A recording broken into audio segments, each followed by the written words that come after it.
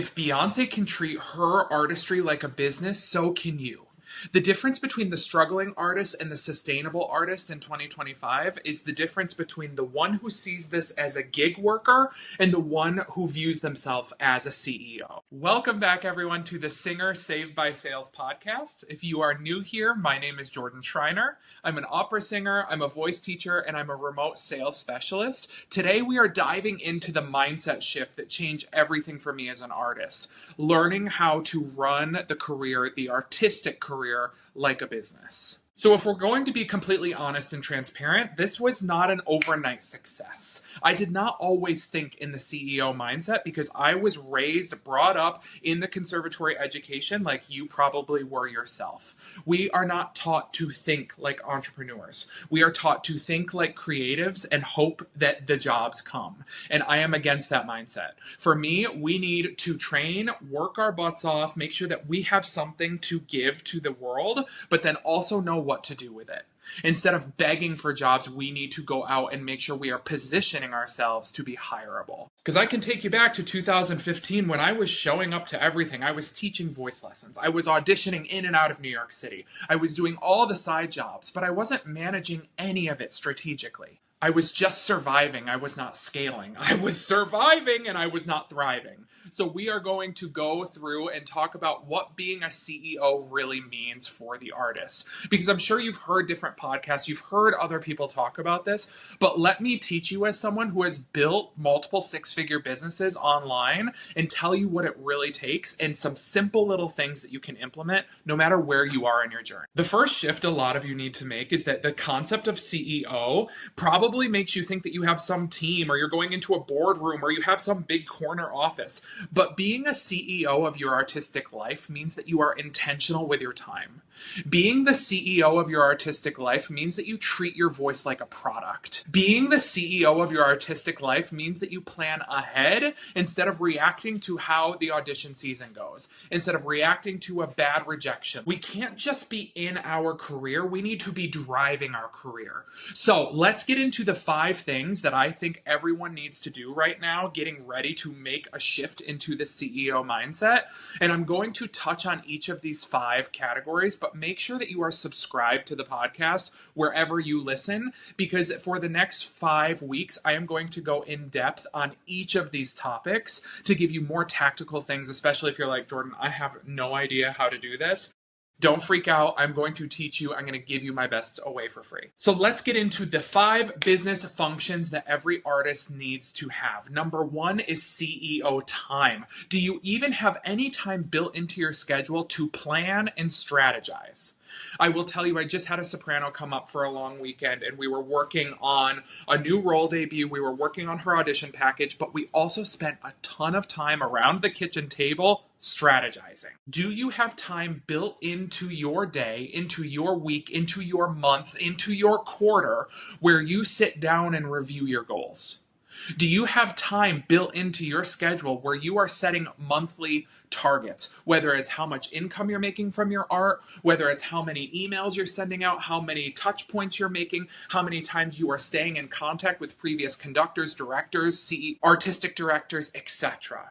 Do you have this time set in? Because if you don't, these could be considered little baby tasks that are not really important because you're thinking, I need to practice. I need to learn that new role. I need to learn this new aria. I need to find a new starter. Yes, those things are important, but I am telling you, the CEO work is just as important for you to be able to make a real career doing this. Do you have any time planned of what your content is going to look like? How you're going to email? Do you have any idea, any timing planned of gigs that you are going to try and go after or gigs you need to create for yourself? One of the best things I did was turn my Monday into my CEO day.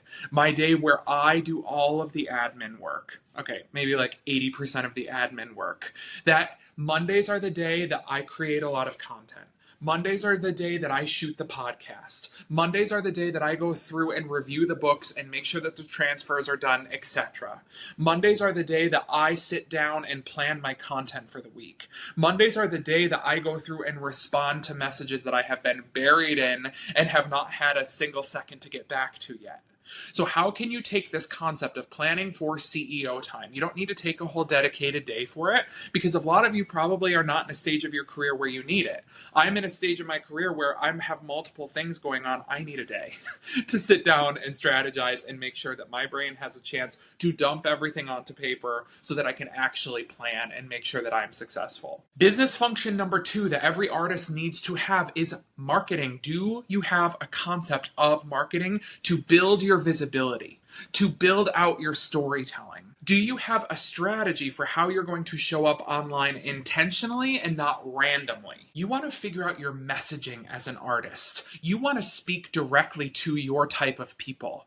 We don't want to just post to post. We want to post to market, to increase visibility, to increase storytelling. I will tell y'all, as soon as I started posting intentionally instead of randomly, as soon as I had a marketing concept of who I wanted to help most, that's when the students started to show up.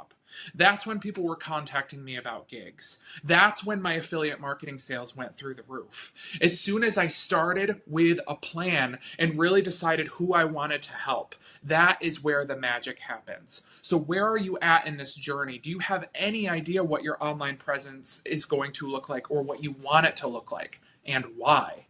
How can you build that intentionally and not randomly? The shift I really had to make was to make sure that I was not just posting random graphics like accepting voice students now. I needed to give my best exercises away for free, and I have done it for years, and that is why I have the studio that I do, is that I go out and I produce content every single day trying to give all of the things that I have learned away for free.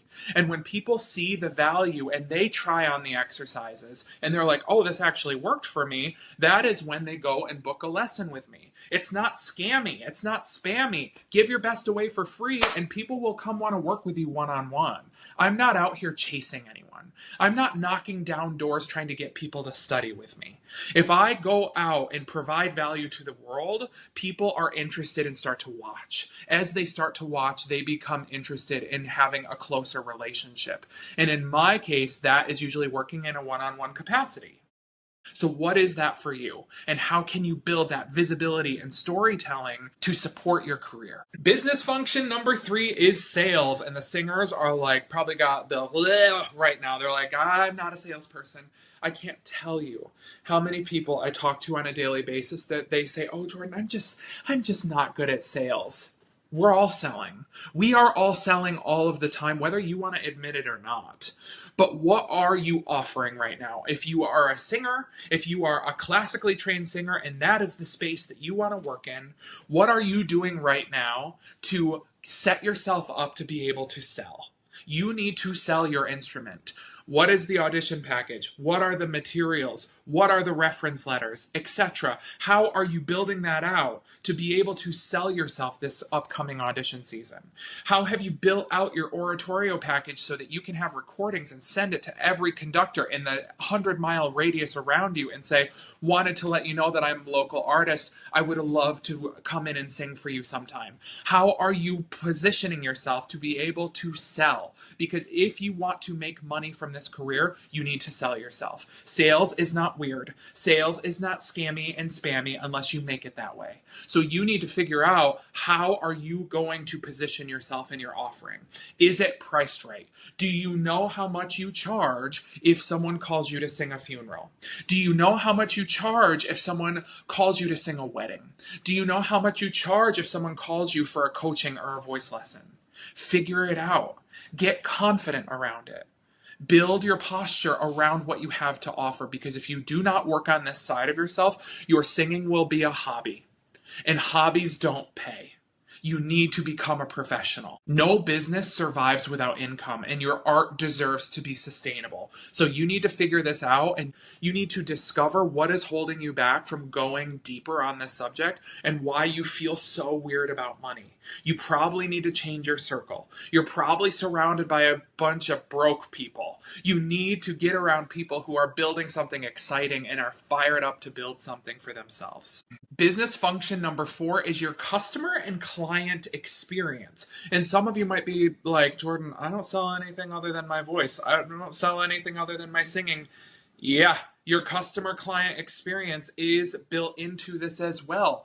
Your customer, your client experience is the artistic director of blank opera company, of blank orchestra. Your customer client experience is how your colleagues talk about you from your last gig. Your customer client experience can be a lot of people that you are not actually thinking about this strategically because you are just thinking, I go in and out of this gig. But the experience you create for the people around you matters. It totally plays into your rehirability. So are you a professional? Are you on time? Are you clear with your boundaries and your pricings? Do you have systems built around contracting, around follow-up? Do you send out clear invoices for these weddings, for these funerals? Do you have automations built in? Systems, invoicing, automation. You might be thinking to yourself, I had no idea that artists need to do this. Yes, artists need to do this. And it may not be on the scale of building a product-based business, but it does have the same type of components that you need to figure out how this works for you, and you need to build a version that works for you and makes you happy. You need to build a version that's going to keep you profitable. As soon as you stop sending weird late Venmo requests to the people you sang a funeral for 3 months ago, and you actually start onboarding your clients like a real business, that's where people will start to change their respect around you and the product and service that you offer. This is CEO energy, and you need to figure out how you can implement even 1% of it. Business function number 5 is your back office, thinking about your tracking, thinking about your systems, thinking about your admin work, going back to number 1 that we talked about earlier. Do you have a system to track your income and expenses? Do you have a system built to prep for your taxes at the end of the fiscal year? Do you have a system in place to update your resume regularly? Do you have a system in place to update your website regularly? Do you have a system in place to update your social media regular? None of this is sexy, I understand, but this is the stuff that builds your foundation and builds you a real sustainable career that pays you like a career and not like a hobby. The mindset shift most of you need today is that you can still be an artist and run a business. Artists think business is selling out. They think as soon as money is involved that it loses the artistic integrity or something, and it doesn't. I want you to think that running your career like a business is what's going to protect your art. Running your career like a business is going to allow you to love this for a long time. It's going to help you fight against burnout. It's going to help you stay profitable so that you can make a living from this if that is what your goal is. When you treat your art like a business, you gain freedom. And you get to say yes to the right gigs, and you get to say heck no to the gigs that bring you absolutely no joy. And that is my hope, is that you build some of these things that I'm teaching you from this podcast so that you feel like you have some artistic license. I want you to feel empowered to be able to do the things you want to do and to kick the crap to the curb that is bringing you zero joy. So my action step for you this week is to block off 30 minutes of CEO time. I want you to start at step 1, and I want you to sit down with your calendar. I don't care if you do a paper calendar. I don't care if you do a Google calendar. I want you to sit down with your calendar. I want you to sit down with your income, and I want you to sit down with your message. And I want you to ask yourself, what would the CEO of my career do to move me to the next level? And I want you to brainstorm on that question. What comes to your mind? Where are the holes in your career? Where are the holes in your strategy? Because as soon as we start to look, we will see the spots. But a lot of us are just living with like sweeping it under the rug. We're like, oh, if I don't look over there, I'm not going to remember that I got a sink full of dishes. Y'all, you got a sink full of dishes and your house smells. Okay, it is the same thing with your career. You're probably not profitable after this past audition season, so how are we going to change it? That is the goal of this podcast. If you got value from this episode, I would love for you to do a couple things so that we can keep creating content. Number 1 is if you can click subscribe to wherever you're watching. If you're listening on Spotify, on Apple Podcasts, on YouTube, click subscribe so that we can keep getting the message out to people. If you can go leave a 5-star review on Spotify, on Buzzsprout, on Apple Podcasts, I would love you forever. And if you could help spread the word, because if you got one shred of value from this, there are other artists who need it as well. If you could take a screenshot of whatever you see on your screen right now, put it in your Instagram stories, your Facebook stories, tag me at JMS Tenor, and let me know what your biggest takeaway is. Because once I can see those, I can see the value. Where are you guys getting value, and what do you need more of? And then we can double down on that type of content. Make sure that you come back for next week, because we will be diving deeper into step 1, part 1 of the business function. And we will go for the next 5 weeks, giving you more tools and strategies for you to develop better habits so that your artistic career is profitable and sustainable. Thank you all for tuning in today. I hope you have a great rest of your week. Stay happy, stay healthy. I'll see you on the next one.